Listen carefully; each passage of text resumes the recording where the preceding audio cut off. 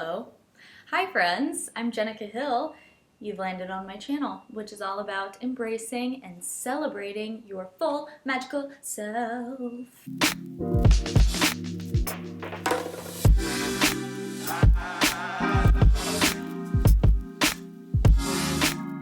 Because you, my friend, are magical.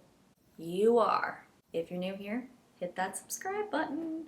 Thank you. So today we're in front of my little at-home backdrop and I got it on Amazon. I'm only telling you that because it's a good backdrop. I'm not sponsored by them or anything like that. I'm not sponsored by anybody, so if you know anyone, just kidding. But I just filmed a couple auditions, so I was like, you know what? I'm gonna keep up my little backdrop, and it's one of those, I think it's Kate or something on Amazon. It was a good purchase, in case you're an actor and need backdrops. It's a little bit tough if you have to go past, like waist up framing because it's not that wide, but you can if you get the stand for it, which I didn't because I don't know why I was being cheap about that, but you can put it on its side and it's wider, but then you can't get like your legs. Anyway, I digress.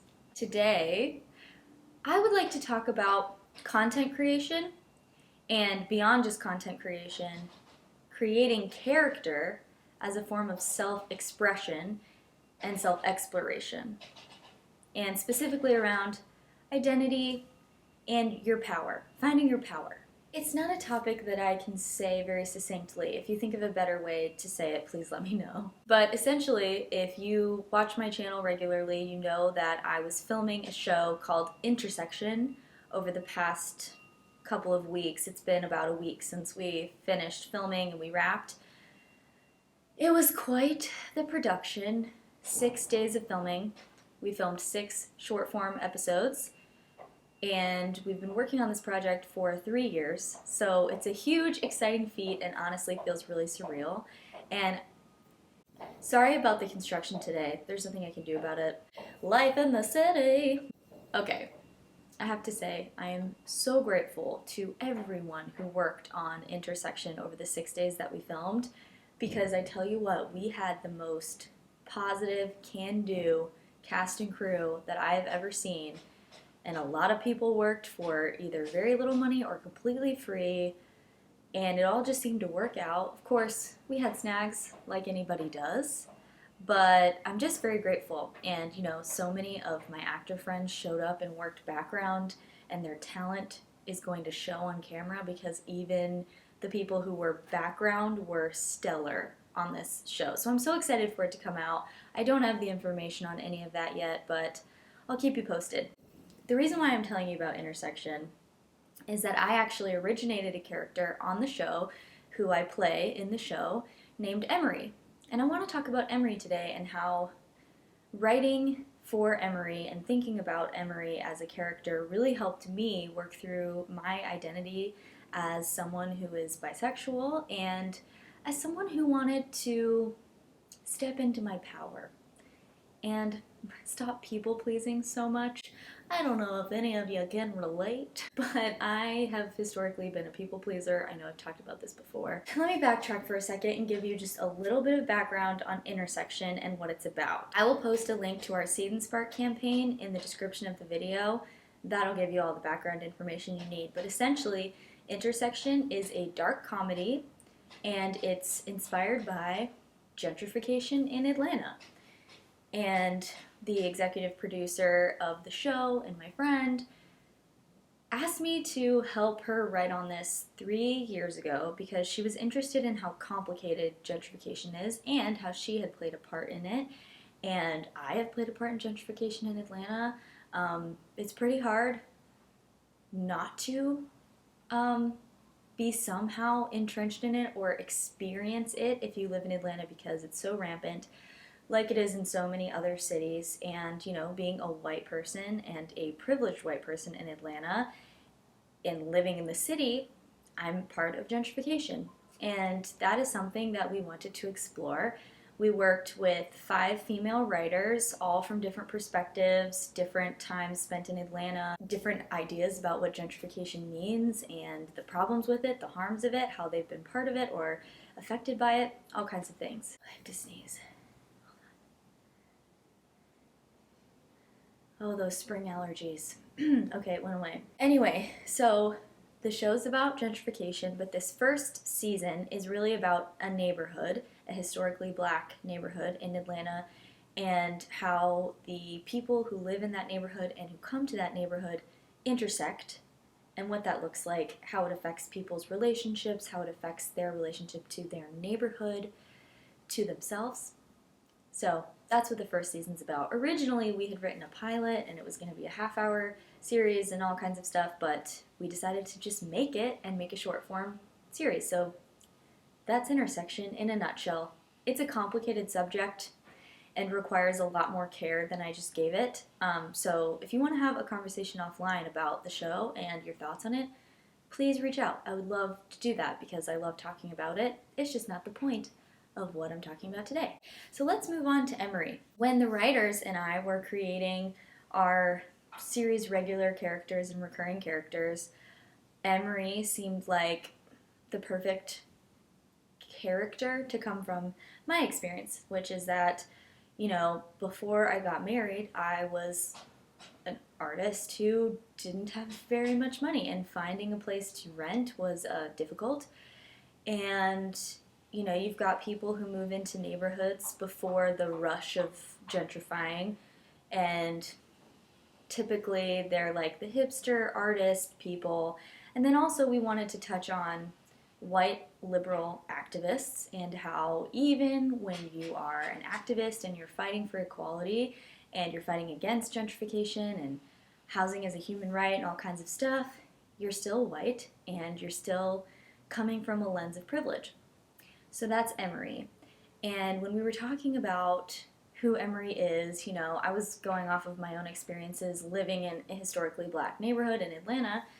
And the first sort of sketch I wrote to explore Emery was me running around in my neighborhood and the thoughts that go through my head. I'll show you that now. Oh my god, it's the cute black couple. I mean, just couple. They're just a couple. Why do I have to specify that they're black? I mean African American. No, I'm supposed to say black American, right? Note to self, Google that for accuracy. Okay, if I say good morning, will they think I'm trying to be the white hero? Or if I don't say good morning, will they think I'm the bitch gentrifying the neighborhood? Good morning! Good morning. Oh, was that an eye roll? Shit, they hate me. Or was that just in my head? Why do I think the world revolves around me? Oh, probably because I'm a white millennial. Oh, I'm so sorry. Why did I apologize to a white man? When did he move here anyway? Like, geez, go back to Buckhead where you belong. So as you can see, whenever I would run around in my neighborhood, I was worried about how people were perceiving me. I wanted them to like me. I didn't want them to think of me as a gentrifier or like, a villain in their lives. I wanted to be part of the community. And so when we were talking about characters' needs and wants, we realized, and especially I realized, that Emery, more than anything, wants acceptance. She wants to feel like she's part of the neighborhood, like she's part of the community, and that people like her. She wants to be liked, and she wants to do the right thing all the time, and sometimes that clouds her judgment and makes it all about her when it's really not about her. So that's basically Emery. But another aspect to Emery that we came up with in the writer's room is that she is pansexual.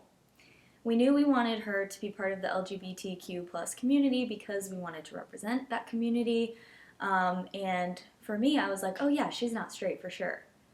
We didn't know exactly if she would be, bisexual or gay or queer or pansexual. And I thought, you know what, pansexual feels right for Emery. So that's how we wrote her. At the time that we first came up with Emery as a character, inspired by me, I hadn't really admitted to myself fully or told really anyone that I thought I was bisexual. So this was a chance for me to explore this part of myself in a character. And I didn't really think of it this way until I was talking to one of my fellow writers the other day, and I was like, I really want to talk about intersection on my channel. What should I talk about? And we were talking about sort of my experience with it because, I don't know if I've said this, but I prefer to only talk about my experience unless I have a guest because I don't want to, say anything that somebody doesn't agree with about themselves. So I wanted to talk about my experience with the show, and my writer friend was like, well, I mean, Emery was like you exploring your sexuality. And I was like, what? You're right. I didn't even think about that. it hadn't really dawned on me, and then I thought about how helpful Emery was in my development as a human being and in embracing my full self and stepping into my power, because even though Emery makes a lot of mistakes, she is very strong in her beliefs. She is out and proud. She is dating a black woman, and that's what our episode is about on the show. You'll see there's, stuff goes down. She is someone who is very strong in her belief system, and she will fight for what is right. And, I am someone who historically has not loved to make waves. I've always been very kind. I remember my mother told me once that a family friend said to her something like, everyone loves Jenica. Nobody has anything bad to say about Jenica. and this was probably in high school. And now that I'm an adult, I'm like, oh, that's actually not a good thing, because that just means I'm constantly pleasing everyone and just telling them what they want to hear. And I don't know if that's what I want. I mean, listen, I genuinely love most people, and I do really want most people to feel comfortable in my presence. I want everyone to feel seen and heard. But that doesn't mean I want everyone to feel like I'm only nice and agreeable.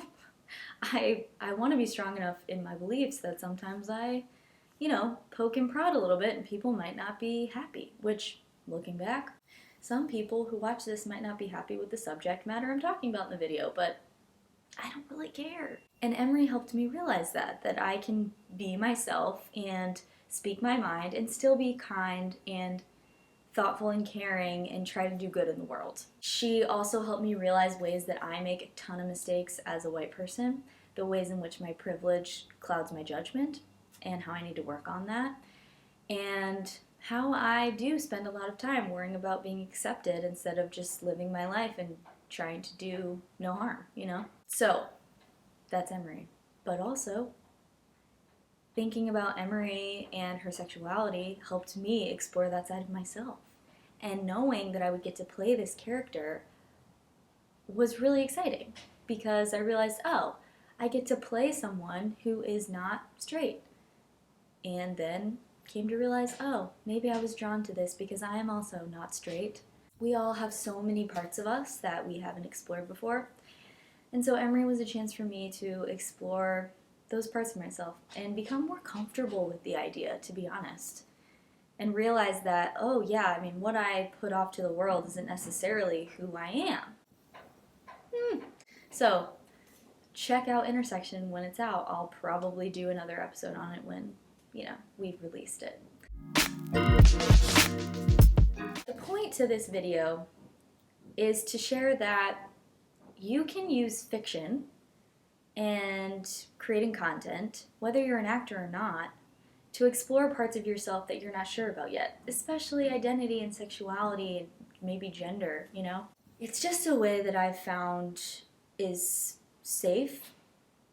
It feels safe, and it's creative. So you're using your creativity, and you're also exploring who you are as a person, which is really exciting and really powerful.